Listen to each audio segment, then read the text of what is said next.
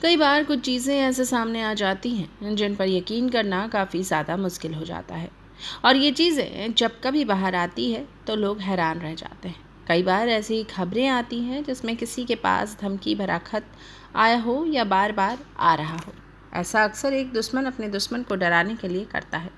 लेकिन इन दिनों इंग्लैंड के ईस्ट यॉर्कशायर के से एक ऐसा मामला सामने आया है जिसके बारे में जानकर आप दंग रह जाएंगे।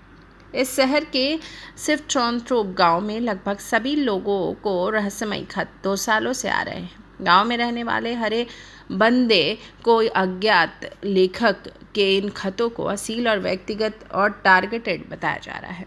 इस बात की खबर जब वहां की पुलिस को लगी तो वह फिलहाल इस अजीबोगरीब मामले की जांच कर रही है।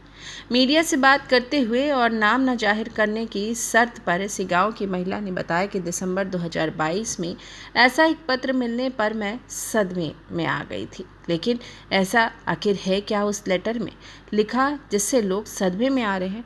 ना सिर्फ सदमे में आ रहे हैं लेकिन ये भी कह रहे हैं कि हमें गांव छोड़ने पर मजबूर हो रहे हैं हम।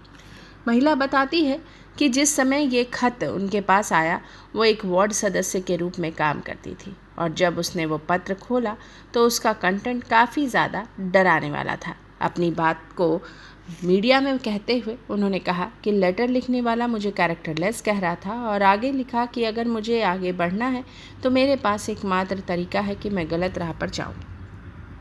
हैरानी की बात तो यह है कि हंबरसाइड पुलिस ने मीडिया को पुष्टि की कि उन्हें इन लेटर्स के बारे में कुछ जानकारी मिली है जिसके सहारे वो उस लेखक तक पहुंच जाएंगे।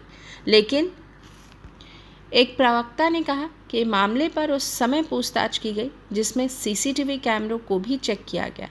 हालांकि इसके पीछे की क्या सच्चाई है इस बात का खुलासा अभी तक नहीं हो पाया है और लोग डर के मारे अपने इलाके को खाली कर रहे हैं।